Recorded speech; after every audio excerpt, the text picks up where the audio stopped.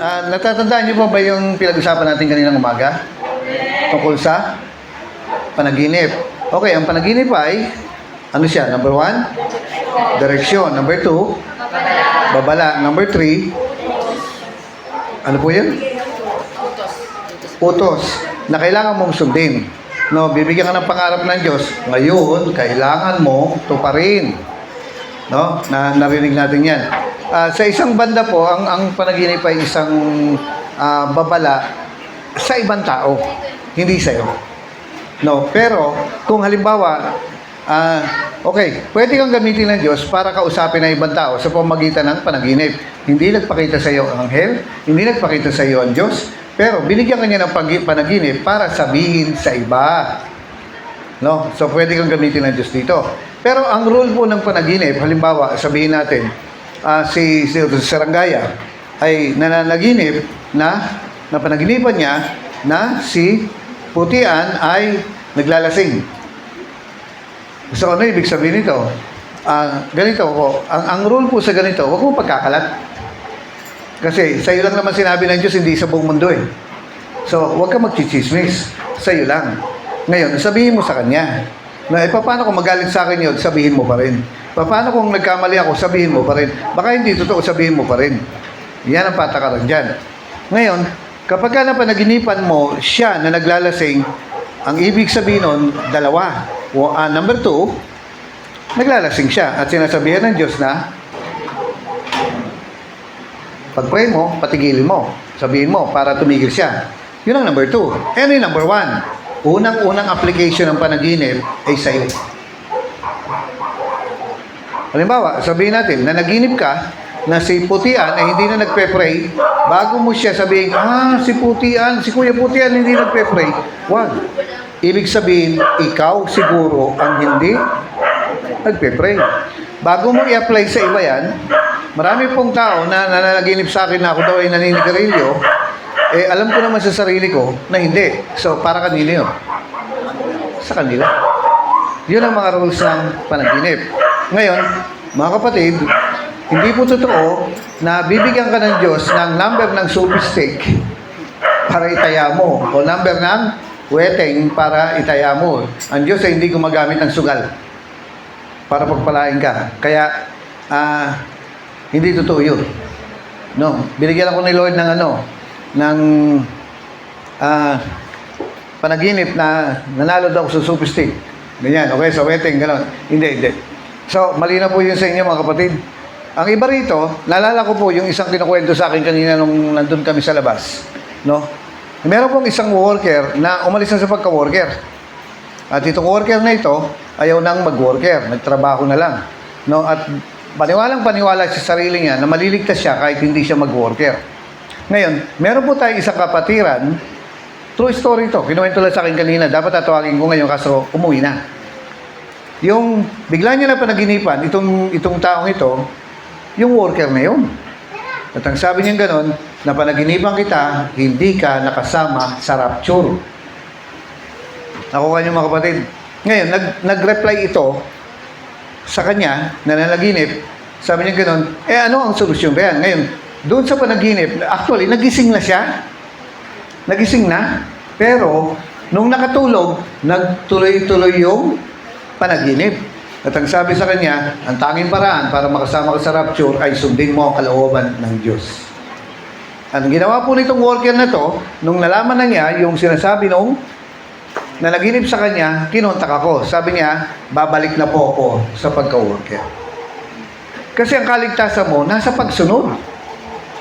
Kasi hindi pwede yung kasabihin mo na kaligtasan, nagsisimba naman ako, hindi pagsisimba makakapagligtas sa'yo. Alin?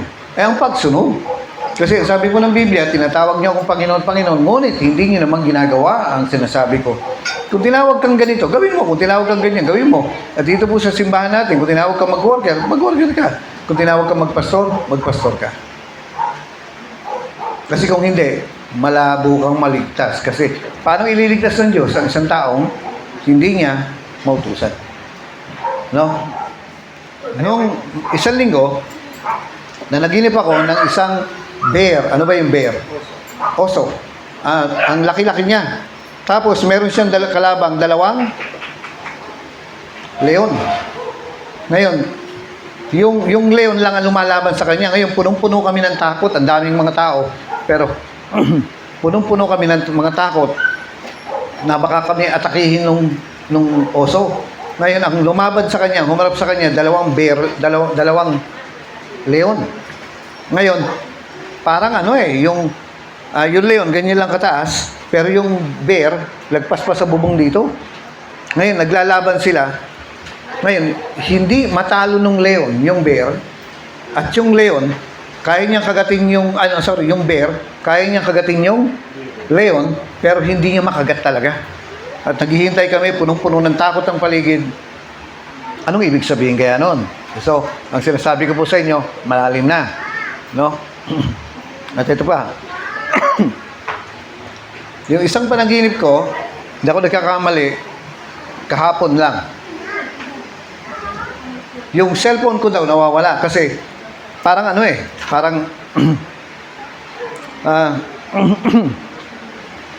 parang ilang araw ko na kasi itong cellphone ko, parang sabi ko parang mawawala. Ngayon, careful akong yung bantayan. Talagang lagi kong hinahawakan, lagi kong ibinubulsa at sinisigurado kong nandito sa tabi ko. So, kinakabahan ako. Tapos nanaginip ako. Nawawala raw ang wallet ko. No? Pero sa totoong buhay, natatakot ako na mawala ang cellphone ko. Pero sa panaginip ko, nawawala ang wallet ko. Ngayon, parang andun daw tayo sa camping. At dito raw yung kwarto ko. Anong nangyari? Natapos yung camping, lumabas na ako. At nalaman ko na yung wallet ko ay wala na sa akin. Anong gagawin mo kung ikaw? Ha? Hanapin. Di bumalik ako dito. Pagbalik ko dito, may ibang tao nang pumasok. Kasi parang umalis na ako eh. So, pumasok sila. Hindi ko makita. Hinalubog ko yung paligid. Ngayon, pagtingin ko sa banda ron, nakita ko yung wallet ko. So, ano gagawin mo ngayon? Kukunin mo. At pagbukas kong ganon, yung pera ko, ang dami daw laman na pera. Pero yung iba, sira-sira na. Nakukuha niya? Sira-sira na yung pera. Pero masaya pa rin ako na nakuha ko yung wallet ko.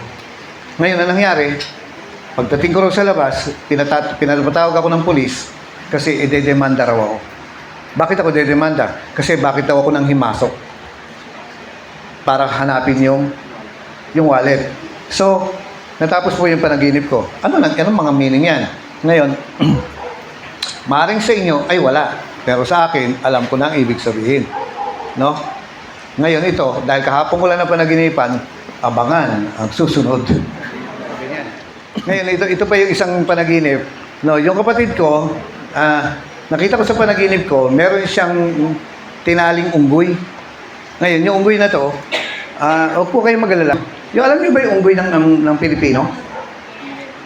Hindi siya chimpanzee, hindi siya gorilla. Mukha siyang unggoy ng Pilipino. Yung nakikita natin lang sa Manila Zoo, tsaka kung saan-saan. No? Minsan kayo, nagjo-joyride dyan eh. Tumawa naman kayo. Ngayon, yung ginagawa ng unggoy, saan ba tinatalian ng unggoy? Dito, di ba? Ngayon, ang ginawa po ng unggoy, kinuha niya yung taling yun, tapos kinakagat-kagat niya. Ginaganyan niya, napuputol na. Ang sabi ko sa kanya, doon sa panaginip ko, itali mo na yan, makakawala yan. Sabi ko sa kapatid ko, alam niyo nangyari? Nagising na ako. Ngayon, kinausap ko siya. Sabi ko na panaginipan kita na may unggoy, ang sabi ko sa iyo, kinakagat-kagat na yung itali niya, ang sabi ko sa iyo, itali mo na yan kasi makakawala yan, magkakaproblema. No, ang unggoy sa Biblia ay demonyo. Ano nangyari ngayon? Pagdating ng gabi, nagkaroon ng problema sa bahay. Sinong may kasalanan? Siya. Yung kapatid ko. Nagkagulo. Siyang may kasalanan. Bakit? Kasi hindi niya tinali. Kung ano man ang talian mo rito sa lupa, ay tatalian ko sa langit. Ano man ang tali, ang pakawala ko sa lupa, ipapakawala ko sa lupa. Alam niyo sa bahay namin, Sino bang bahay dito ang walang away? Meron bang pamilya na walang away? Wala. Lahat tayo, merong away. Pero gusto ba ng Diyos na may away? Ikaw, gusto mo ba may away? Bakit? Palaaway ka ba? Oh, warprig ka ba? Hindi. Ikaw ba, nangaaway? O ikaw ang inaaway? Yan. Ikaw, pag nagselos ka ba, nangaaway ka? Oo. Nakita niyo? Umuo siya.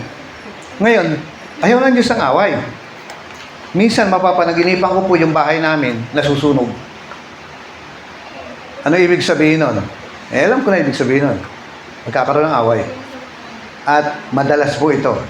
Pagka binayin ko, ikaw na spirito na gagawa ng away sa bahay sa pangalan ni Jesus, iwanan mo ang tahanan namin. Iwanan mo ang tatay, nanay ko, mga kapatid ko. Iwanan mo yung bahay namin sa pangalan ni Jesus. Pag hindi ko ginanyan, di ba? Anumang itali mo sa lupa ay tatali sa langit. Anumang pakawalan mo sa lupa ay pakakawalan sa langit. Pag hindi mo binayin dyan, pag hindi mo ginapos yan, yung away natutuloy. Nakukuha niyo, mga kapatid? So, sino ngayon ang nagpapahintulot ng away, ng gulo, ng problema sa bahay natin? Ang Diyos ba o ikaw? Ikaw. Pinayagan mo eh. Kaya nga, maging careful po tayo. Hindi naman tayo dapat maghanap ng panaginip. Minsan, sasabihin sa akin ng mga tao, Kuya Boy, nalaginip ako. Kinabukasan, Kuya Boy, nalaginip ako. Kinabukasan, Kuya Boy, nalaginip. Lahat na naman panaginip eh. No? Pero iba kasi yung may dating. Nakuha niyo, mga kapatid? Iba yung may dating. Pag may dating, meron pong dalawang bagay na dapat kayong gawin. One, kapag may dating, yung panaginip, pero hindi mo naintindihan, tanungin mo ang Diyos, anong ibig sabihin? Saan makikita sa Bible yan? Natandaan niyo ba yung si Pedro nandun sa ibabaw ng bubong? Nasa rooftop siya, naghihintay ng tanghalian dito sa Christmas party. Natatandaan niyo ba yun? Habang nandun siya, biglang may nakita siya na malaking kumot na bumaba. Nasa Bible ito. At may mga hayop doon na sabi ng Diyos, kainin mo. Sabi niya, ayoko. 3 beses yun, nagpapakakyat-akyat. Ngayon, sabi niya, ano ba yung ibig sabihin nun? Ang sabi ng Biblia, pinag-isipan niya at tinanong niya. So, kapag meron kayong mga panaginip na hindi nyo naintindihan, pero may dating, tanungin nyo na ang Panginoon. Amen? Okay. Paano kung sabihin natin, tulad nito, doon sa panaginip ko, nag-aaway yung 2 leon at saka yung isang oso, hindi natapos eh. Ano ang ibig sabihin niyan? Kapag ka po nabitin ng panaginip at hindi nyo natapos ang panaginip, ang ibig sabihin, kayo magde-decide ngayon kung ano mangyayari. Ipag-pray mo na. Sabihin mo sa katabi mo, ipag-pray mo na.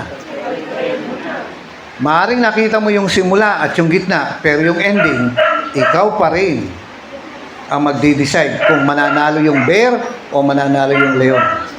Kung mananalo ka o matatalo ka, ikaw pa rin ang magde-decide. Kaya pag walang ending, yung panaginip, pag-pray mo na kasi nasa sayo ang desisyon kung ikaw ay mananalo o hindi.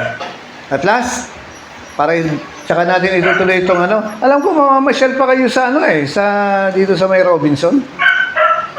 Yung mga workers. Sasama ka ba ron, Nika? Ha?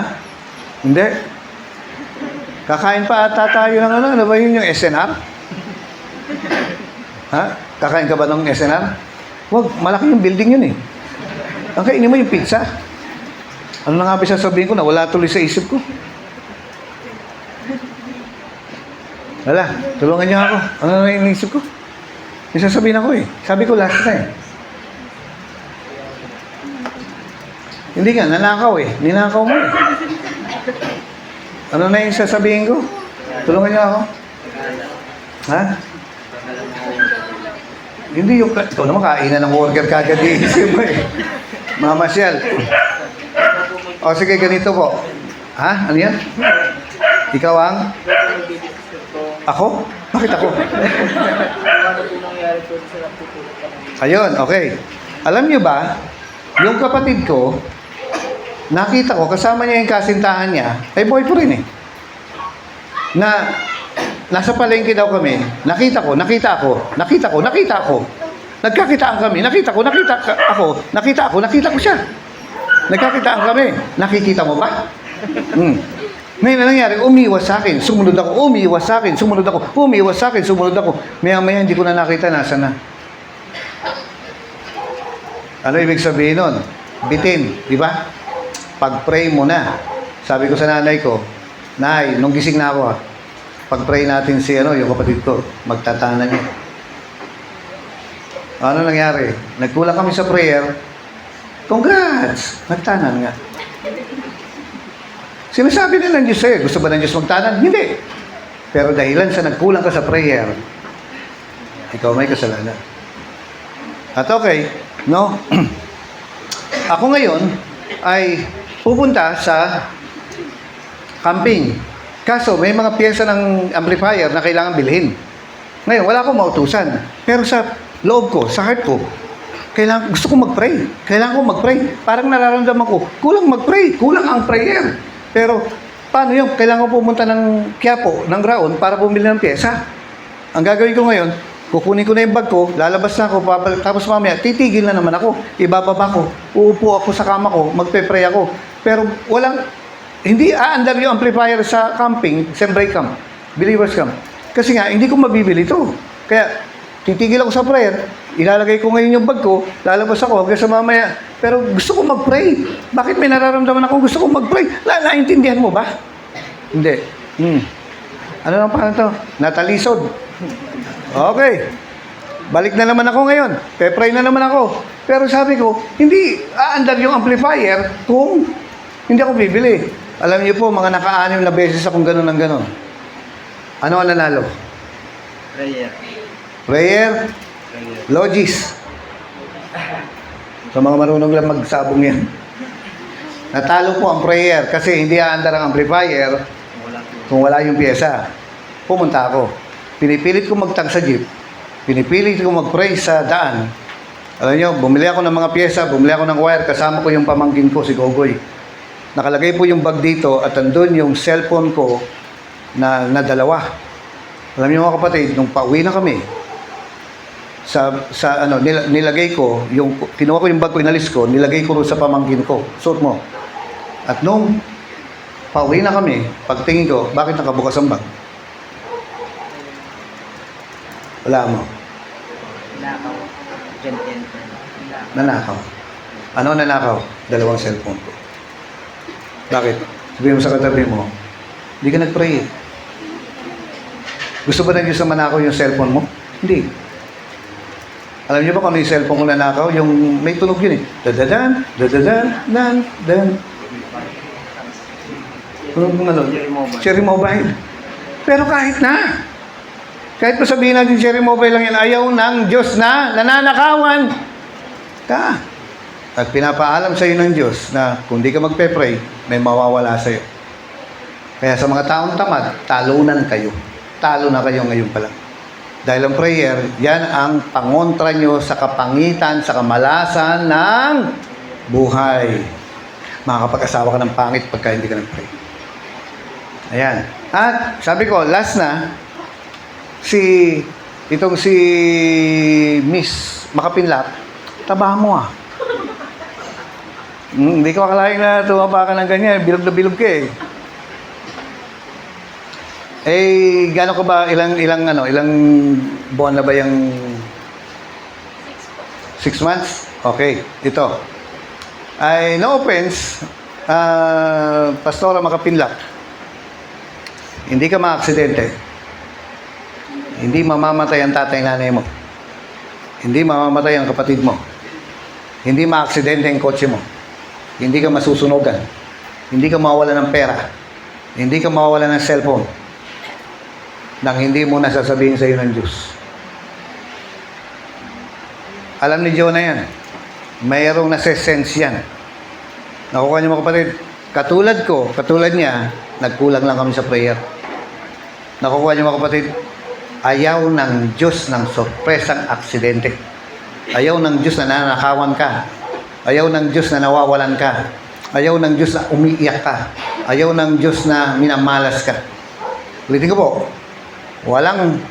Hindi ka mawala ng cellphone. Hindi ka maaksidente. Hindi ka mamamatayan ng mahal sa buhay. Hindi ka mawawala ng pera. At hindi ka, nakuha niyo mga kapatid, Hindi ka mapapahamak nang hindi mo na sasabihin sa iyo ng Diyos para makontra mo sa panalangin. At kung ikaw ay mamatayan ng mahal sa buhay nang hindi mo alam, kasalanan mo yan. Sasabihin ng Diyos sa iyo. Meron pong isang worker, ang nangyari, namatay yung tatay niya, hindi ko po masyadong matandaan yung kwento, pero sabi niya, yung bulldozer, alam niyo naman yung bulldozer, ano? Naipit sa bulldozer, lumabas ang bituka ng tatay niya. No? Ano nangyari doon sa bituka ng tatay? Ano nangyari? Napisa ng bulldozer. Patay. Ngayon, pinuntahan niya ako, nasa simbahan ako. Ang bigat ng service, kasi midweek service. Ang bigat ng service. Siya nakakunot nung nakatingin sa akin ng masama. Wala naman akong kinalaman rin. Tapos nung kinuwento sa akin na yung tatay pala niya ay naipit ng bulldozer, lumabas ang bituka, patay. Ngayon, sinabi sa akin, bakit pinabayaan ng Diyos to? Bakit pinayagan ng Diyos to? Nagwo-worker naman ako. Palagay mo yung pag-worker mo, anting-anting. Palagay mo, swerte-swerte kasi nagpapagamit ka sa Panginoon. Yung ba? Actually, hindi.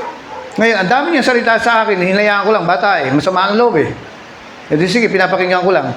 Sabi niya, bakit pinayagan ng Diyos to? Bakit pinahintulutan ng Diyos to? Bakit nangyari ito? Ganito. Sabi niya, Pastor, sagutin mo ko, anong ibig sabihin, bakit nangyari ito?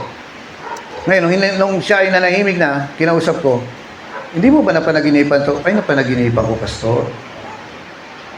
Nanaginip ka na pala Nakuha niyo mga kapatid, nanaginip ka na pala Hindi papayag ang Diyos na mangyari sa iyo nang hindi ka muna niya wawarningan. Kaya kung nanaginip ka, yun ang start ng prayer para hindi matuloy. Tingnan nyo, sino kokontrol sa buhay natin? Sino magbibigay ng malas at sino magbibigay ng swerte? Tayo din. Paulit-ulit na lang po yan. Paulit-ulit. Kilala nyo si Micaela? Si Ella natin? Si Magdua? No? Umuwi siya. Alam niyo kung bakit? Umuwi sa Dingalan. Taga-Dingalan yun. Alam niyo kung bakit? O hindi niya alam. Ano nangyari? Dapat sasama ka na niya ron Hindi, bakit siya umuwi? Yung pamangkin niya ay nalunod. Ang kwento niya, I think 2 or 3 years old lang yung batang babae, nadulas sa swimming pool, tumama yung dito. Pagkatapos, nakita nila, nasa ilalim na ng tubig. Ngayon, sino may kasalanan? Sino ang may salarin? Sino ang dapat sisihin? Bata yan. Ngayon, ito po, ang tanong ko sa kanya, hindi mo ba napanaginipan? Sabihin, ito ang regalo ng Diyos sa mga born again. Walang mangyayaring hindi maganda sa atin nang hindi mo nasasabihin ng Diyos sa atin, maaring daling sa panaginip o pakiramdam, kasi ayaw niya na natatalo tayo. Pero kung tamad kang mag-pray, ito lang ang pangontra natin. Kung tamad kang mag-pray, matatalo ka. Palyado ka na born again kapag tamad kang mag-pray. Sino may kasalanan ngayon? Sila. Huwag mo ko tingnan. Hindi, nakukuha niyo naman. Nagpapatawa lang ako, pero pero totoo naman, di po ba? Ikaw din ang gagawa ng swerte o malas mo. Paano paraan? Panalangin. Kaya, na-encourage ko po kayo na palaging manalangin kasi maaaring ang mahal niyo sa buhay ay naka-depende sa inyo. Amen po ba? Ganon kayo ka-importante. Yung mahal niyo sa buhay, yung mga pinundar niyo, yung mga pag-aari niyo, yung mga minana nyo, yung mga mahalagang bagay sa inyo at mga mahalagang tao sa inyo ay nakadepende sa inyo. Amen po ba? Ikaw ba, Kuya Boy, hindi ka na-aksidente? Oo, hindi ka ba nanakawan? Oo, nanakawan ako. Pero nangyayari lang yun kapag hindi mo nakumpleto ang prayer. Huwag mo sabihin, pastor ka. Huwag mo sabihin, magaling ka mag-pray o matagal kang mag-pray. May time na kapag nagkulang ka sa prayer na to, mananakawan at mananakawan. Huwag po tayong ganun. Dahil ayaw ng Diyos na nangyari sa atin yun. Mahal tayo ng Diyos, yes. Iniingatan tayo ng Diyos, yes. Sa papanong paraan? Manalangin. Bakit nagtanan yung kapatid ko? Yung sa panalangin. Kulang sa panalangin. Nakuha niyo mga kapatid. Yung tatay ko, bagal maglakad. Pero nakapaglakad. One time, nagpapagawa siya ng truck. Andiyan yung truck. Andito yung kotse. Ngayon, ang sabi niya rin sa tatay, sabi ng tatay ko doon sa driver, habang inaayos niya yan, tanggalin niyo yung baterya. Ang ginawa, sabi ng mga mekaniko, natanggal na po. Ngayon, sabi ng tatay ko, siguraduhin yung natanggal, ha? Bakit kasi? Kapag ginalaw-galaw nila yung ignition noon, at nakatagay sa baterya yan, anong mangyari? Bubulusok yan. Eh, andun yung kotse. Ngayon, anong mangyari? Maipit ang tatay ko. Ayan, ngayon, pero before yon, tinitingnan ko ang tatay ko, sabi ko, habang tinitingnan daw siya natutulog, sabi ko, tatay ko, parang mamamatay na. Ngayon, minsan, tinitingnan ko, hindi pa pagka huminga ka, gumaganon. Sabi ko, parang di na gumagalaw dibdib ng tatay ko, ah. Kaya tinitingnan ko, parang, ba't ganito? Ano nangyari sa akin? Parang mamatay na tatay ko. Tapos hindi ba pagkagaganyan ka, yung leeg mo, may pumipintig na ganon? Tinitingnan ko, gumagalaw pa ba? Sabi ko, parang mamatay. Kinausap ko nanay ko. Dahil pareho kami born again, pareho kami nagtatangs, at alam niya to. Sabi ko, Nay, si tatay parang pakiramdam ko mamatay na. Sabi niya, pag-pray natin. Nag-pray kami. Nag-pray kami. At pagkaraan po ng mga ilang araw na pray. Hindi nakukuha na isang araw. Hindi nakukuha na isang oras. Para pray. Hanggang kailan? Hanggat hindi mo nararamdamang okay na. Sabi ng tatay ko, tanggalin niyo yung baterya. Sabi ng mekaniko, nakatanggal na po. Maya, nung sisindihan na nila, sabi ng tatay ko, makaalis nga dito. Alam niyo, ang bagal niya. Gumanong-ganon siyang ganon, maya-maya sinindihan. Nakakabit pa lang baterya. Ano nangyari sa truck? Bumulusok. Nahagip yung damit ng tatay ko. Tumama rin sa kotse, nayupi. What if hindi umalis sa tatay ko? Pisa ito niya. What if walang kaming prayer ng nanay ko, ang tatay ko, patay na. Gusto ba ng Diyos yun? Ayaw niya. Kaya nga, gumanong ka. Ayan. Tumingin ka sa kamay mo. Tingnan mo yung kamay mo.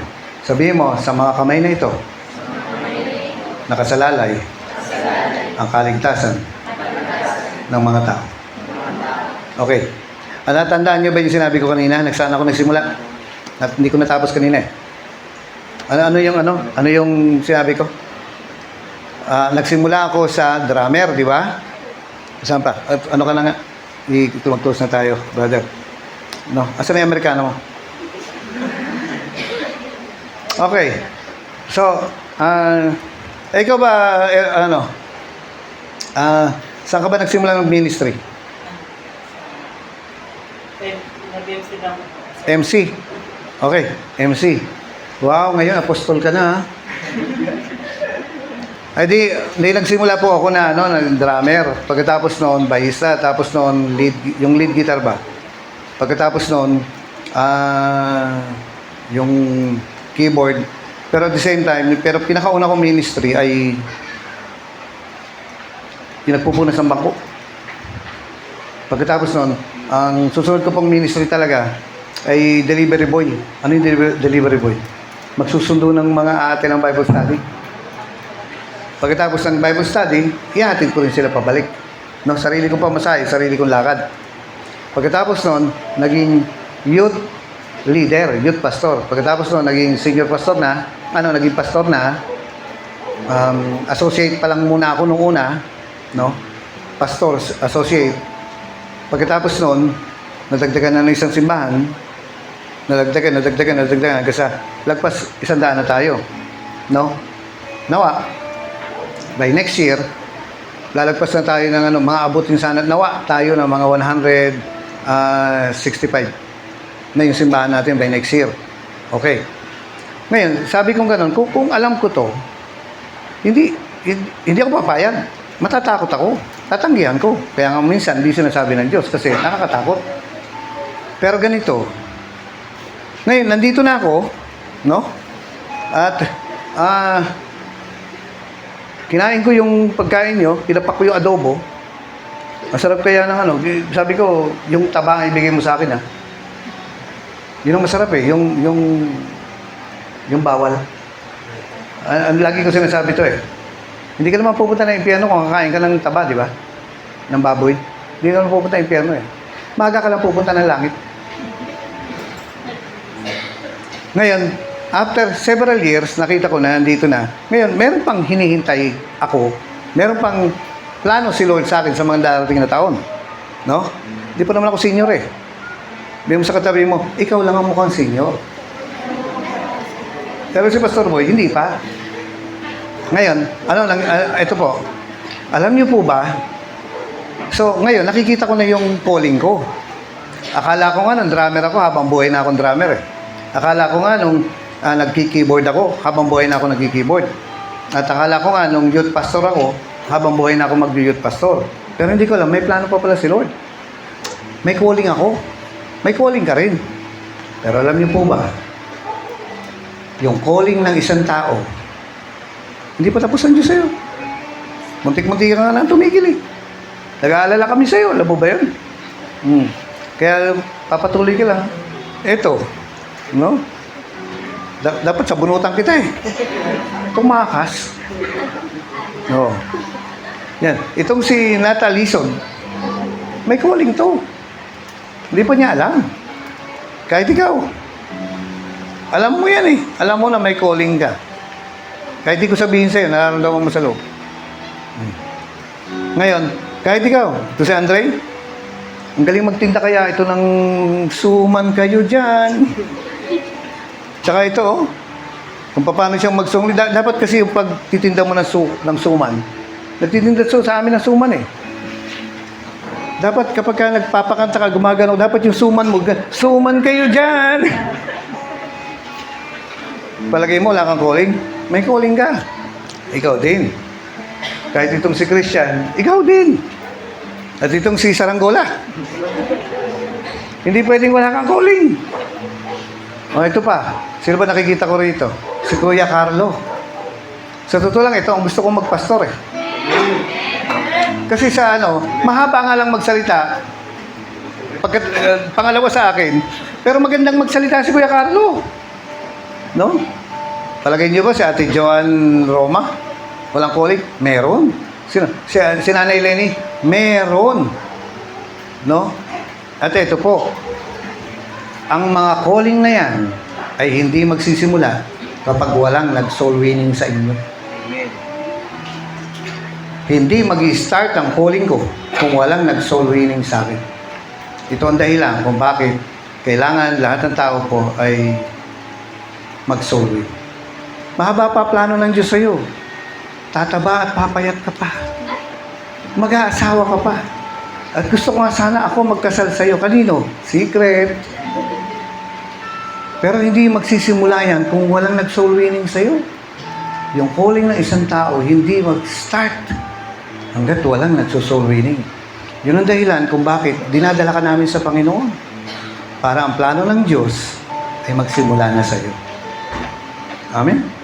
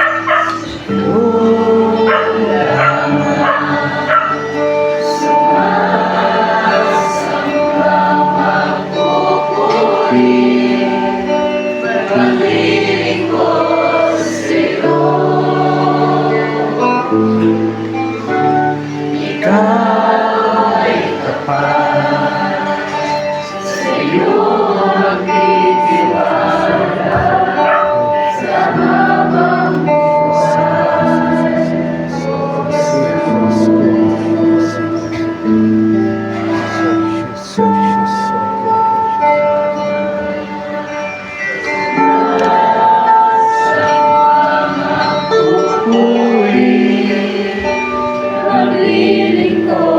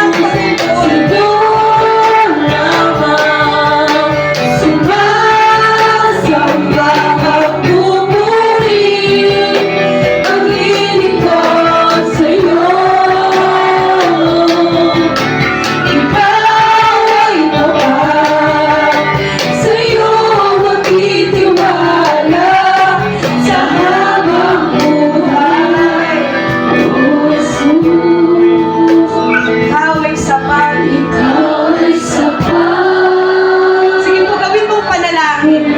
Alalahanin mo ang buong taon na matatapos na yon, 2024. Marami tayong pinagdaanan, pero hindi tayo pinabayaan ng Panginoon. Ibalik mo sa Diyos ang pasasalamat at papuri.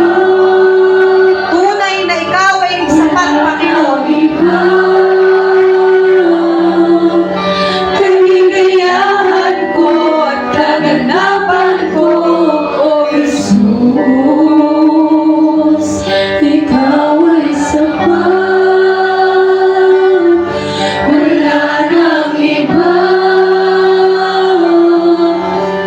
Kaligayahan ko, kaganapan ko, Jesus. Ikaw lamang. Panginoon, patuloy po kami na lumalapit sa mga oras na ito. Lord, nagpapasalamat kami sa buong araw na sinamahan mo kami. At sa bawat isa na naririto, Panginoon, hindi lingid sa inyo ang mga buhay namin. May mga sikreto kaming nilaban, Panginoon, na hindi nalaman ng iba. Pero Lord, hindi na itago sa iyo to, Panginoon. Sa buong taon na ito, O Diyos, nagpapasalamat kami dahil alam namin hindi mo kami pinabayaan. Matatapos ang 2024 na malakas kami at may dahilan na magpuri sa iyo. Dahil nakita namin ang katapatan mo sa mga buhay namin. Salamat, Panginoon. Ikaw ang tunay na diwa ng Pasko, O Diyos. Ikaw ang tunay na diwa ng buwan na ito kung bakit kami nagkakaroon ng dahilan magsaya, magpuri, dahilan sa kaligtasang ibinigay mo sa amin. At Lord, hayaan mo ang mga anak mo na naririto. Hinihiling ko ang pagpapala mo sa bawat isa, sa bawat pamilyang kinabibilangan namin at bawat tahanan. Panginoon, nakikita mo ang pagkatawag namin. Maaaring, O Diyos, dumating yung time na naging matigas kami. Dumating yung time na, Lord, gusto naming tumakbo. Pero ikaw ang Diyos na matiyaga na hindi kami sinukuan. At ang pagkatawag mo ay hindi nagbago mula noon hanggang ngayon. Salamat sa pag-ibig mo. Salamat sa pagkatawag na ito. Salamat sa calling na ito, O Diyos. Niling ko ang bawat isa, Panginoon, maganap ang kalooban mo sa mga buhay namin. At Lord, nagdideklara kami sa darating na taon ng isang masaganang pagpapala, masaganang buhay, Panginoon. At nagdideklara kami, O Diyos, ng masaganang paglilingkod. Gamitin mo kami sa ubasan mo, Panginoon. Salamat, Ama. Igawad mo ang iyong pagpapala sa bawat isa. Ingatan mo rin kami, Panginoon, sa bawat uuwian namin, kung paano mo kami iningatan, makarating dito, hanggang sa pag-uwi namin sa kanya-kanyang tahanan ng pag-iingat mo, O Diyos. Ganun din, Lord, binibless po namin ang aming pastor na ginamit mo, ang aming Pastor Boy. Pagpalain mo siya at ang mensaheng ibinigay niya sa amin. O Diyos, sa lahat ng aspeto ng buhay niya, ikaw ang magpala dito. Salamat, Panginoon, sa kabutihan mo. Salamat, O Diyos. Sa inyo po namin maingat binabalik ang pinakamataas na papuri at pagdakila. Ang lahat po ng anak ng Diyos ay magsabi ng Amen! Amen! Praise the Lord! Sabi mo nga sa